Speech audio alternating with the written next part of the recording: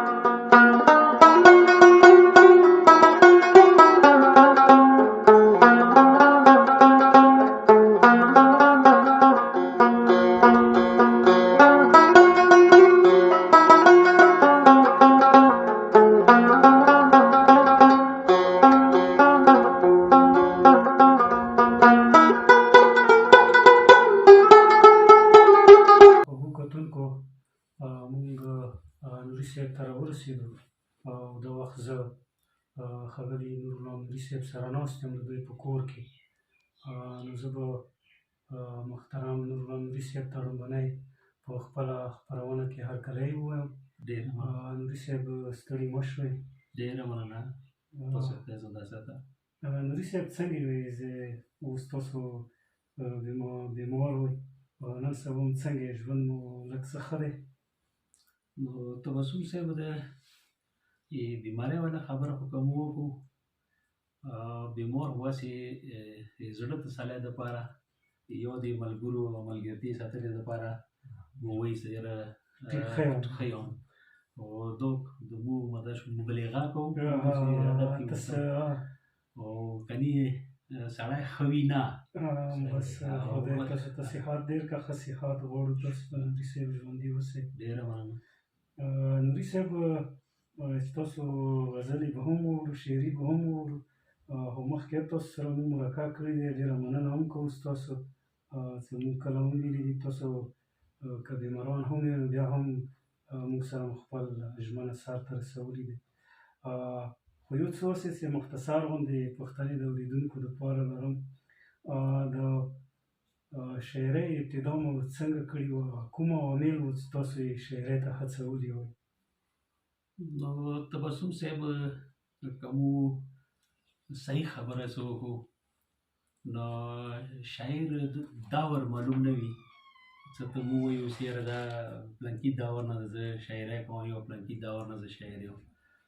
شاعر یو داسې کس وي چې کله نه هغه احساسات یا هغه څه کوم فیلینګز دي هغه چې کله نه کور شروع کړي او نو هغه به ضروري خبره دی چې هغه به شاعري کوي. خو بل تبسم صاحب زموږ تعلق یو داسې پیشې سره دی چې هغې کې باسې سړی لټریچر به یایي بچې ورته به ورکوي اشعار ویلي چې استاد دا شی خور نه کي، نه کتابونه نه افسانه کېږي، کتابونه نه شاعري کېږي، بالکل کتابونه نه مضمون کېږي. صحیح. دا استاد کار وي چې هغه لیکل به خپله کوي او لیکل به هغه بچی ورته کوي چې هغه بچي دې راشي.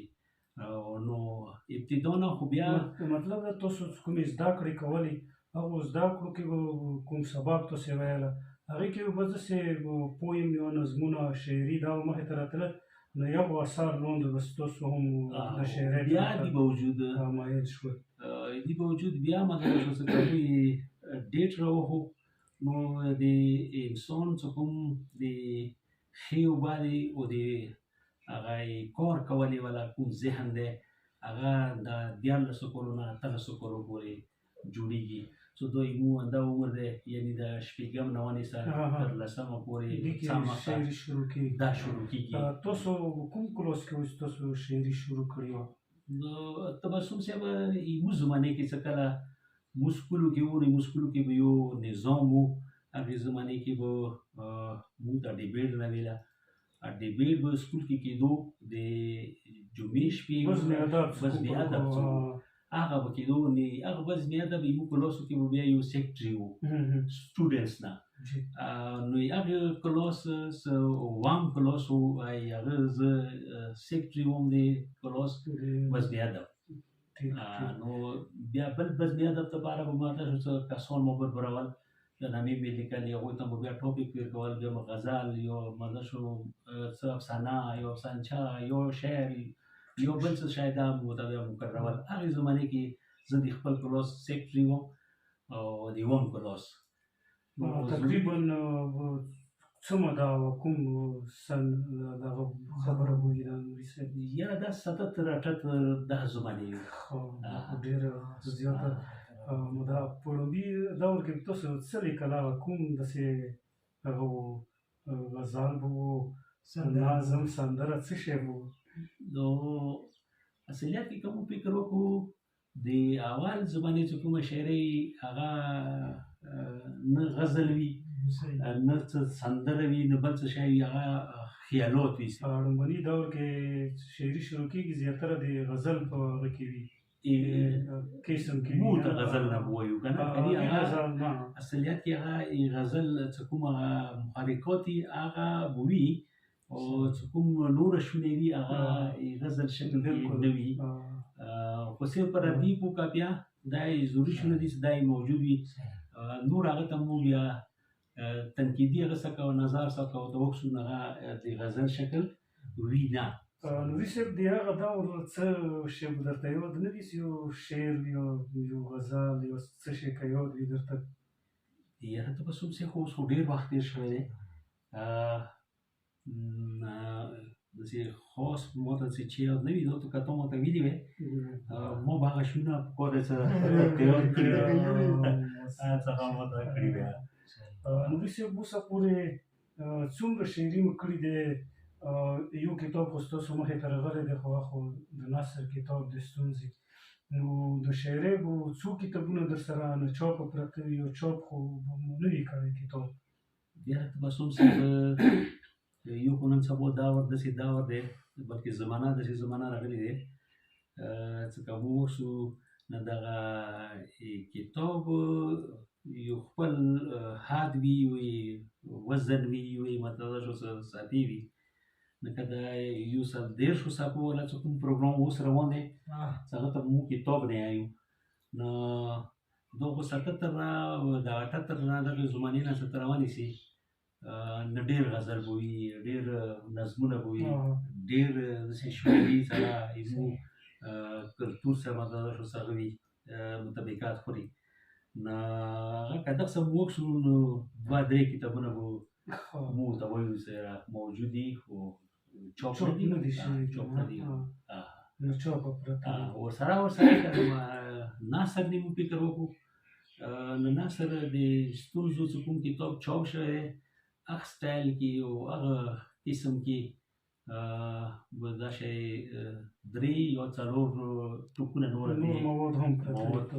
نوري صاحب ستاسو یو کلام چې بېننګه اشنایانو سره یار شوم چې بېننګه اشنایانو سره یار شوم د وجود قرار مې لاړو بېقرار د وجود قرار مې لاړو بېقرار شوم خلک هر څه ورته وایي پروا یې نه کوه خلک هر څه ورته وایي پروا نه کوه مو یې تشه نه مو واخیسته سنګسار شوم او چا ویل چې ویشول نه وو تلا چا ویل چې ویشول نه وو تلا د قسمت دې میلې ولې ایثار شوم د سهار سبا فضا نه پته لګي د سهار سبا فضا نه پته لګي لکه لاړم ملګرو نن په دار شوم او دیار سترګو ته کتلو کې ثواب دی دیار سترګو ته کتلو کې ثواب دی ما ور وکتل قسم دی ګنهګار شوم او د کمکل زړګي لاسه په ما شول د کمکل زړګي لاسه په ما شول طلبګار د ازادۍ او گرفتار شوم او د دنیا خلک خزان نه ګیلمن دي د دنیا خلک خزان نه ګیلمن دي زنوري په مال موسم کې د بهار شوم دا یو غزل و چې بدل ارادې کړلې جنان اوس چې بدل ارادې کړلې جنان اوس د دنیا پناه کېدو د امکان اوس اقتدار به چې زما په زړه کولو اقتدار به چې زما په زړه کولو خدای څه شو هغه ښکلی حکمران اوس او ندانی دی ای ارمانه ګیله مه کړه ندانی دی ای ارمانه ګیله مه کړه تی چې غواړې کله کېږي دا دې ګران اوس چې وریا لیدلې هم راباندې بند شول چې وریا لیدلې هم راباندې بند شول جوړوه زړګیه خاورو نه بوتان اوس کتلوې که مې اشنا نو احتیاط وکړه کتلوې که مې اشنا نو احتیاط وکړه پس له قتله د قتلېږي قتلان اوس او چې به ته پکې لیدی شوې ما ویل ټول شته چې به ته پکې لیدی شوې ما ویل ټول شته آباد کلی راته ښکاري قبرستان اوس او د وصال د دنیا هیڅ مې په کار نه دی د وصال د دنیا هیڅ مې په کار نه دی زه نوري یم په واده کې د هجران اوس یو بل غزل دی چې که د ګل او د بلبل میانځ کې عناد شي که د ګل او د بلبل منځ کې عناد شي وایه څنګه به هغه چمن آباد شي دا زما اختیار کې نه دی چې ژاړېږم دا زما اختیار کې نه دی چې ژاړېږم ژړوي مې تېر وختونه چېرې یاد شي اسویلو مې عجیبه انداز اختیار کړو اسویلو مې عجیبه انداز اختیار کړو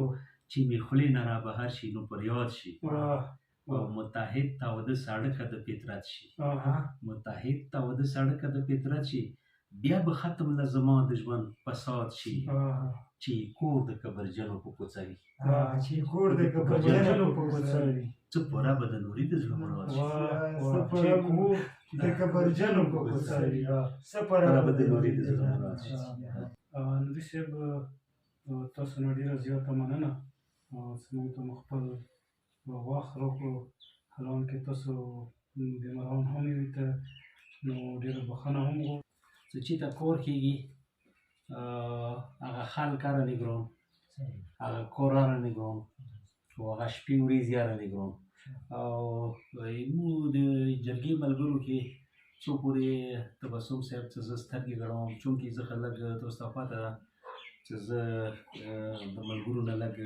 وریا شوی یم د بیمارۍ د لاسه او زه څه کله قسم سوشل میډیا یو ملګرو سره کله زه په رابطې یم نو زه به د تبسم افغاني نامه ځکه اخلم چې صرف تبسم افغاني او ورسره یې چې کوم ښی لاس ګل نبي ګل چې کوم دی داسې اکټیو قسم زه خپل کار کې شپه ورځه مصروف اورم یې بلکې خلکو نه او میډیا نه یې زه قسم نو دا مطلب شو چې د جرګې دپاره او بلکې یو ادب دپاره د پښتو ادب دپاره او د قومي ادب دپاره بلکې دا به زه ډېره ګټوره ورځه وګڼم بلکې د تبسم به زه په دغه بیمار جسم شکریه ادا کوم څه تبسم لګیا دی، هغه خپلې هلې ځلې کوي. که د مو هغه ځانډن کوم کسان دي، فنکار څه دي، هغوی مرکې ما اورېدلې دي. ما د خپلو ځانډنو شاعرانو ملګرو مرکې اورېدلې دي. او نو تبسم د لاسه زموږ د بیماران خلک څه هغه په خپلو کاټو کې دي، کاټو نه نشي کوڅېدی، هغه خبر دي، هغه هغوی ته ځانونه لکه ما ته خپل ځان تبسم صاحب د هغه نه بغیر به زه دا وایم چې ما ته داسې برېښي چې لکه هغه پروګرام کې زه په خپله موجود یم. نو ما ته ډېر زړه خوشحال شي او ډېره حوصله راته وشي او زړه مو دوا وکړي چې که خدای موږ ته داسې نور ملګري یار وکړي لکه تبسم څومره هله ځله کوي او څومره منډه کړله کوي پښتو ادب لپاره.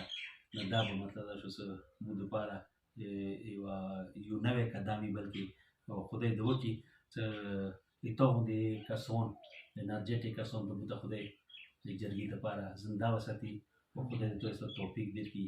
هر کله هر چېرته څه منډه دی که تړه دی موږ ملګري یو او په د بیمارۍ سټې مطلب چې موږ کولی شو که منډه وي که تړله وي که څه وي هر مډل ته مدد موږ کولی شو. نوري صاحب خوشحال اوسئ، خدای ژوندی لري. ډېره زیاته مننه کوو نوري صاحب چې تاسو موږ د بیمار هم تاسو موږ ته وخت راکړو. نو ډېره زیاته مننه. ډېرو درنو خوږو کتونکو د ښاغلي نورالله نوري صاحب دا خوږه شاعري او دوی سره د یو څو خوږې خبرې تاسې واورېدلې. نو تر بل یوې ادبي خپرونې پورې ما تبسم افغاني او ما سره ګل نبي ګل صاحب ته او نوري صاحب ته اجازت راکړئ. هر چېرته چې ښاد آباد وګرځېدي اوسئ.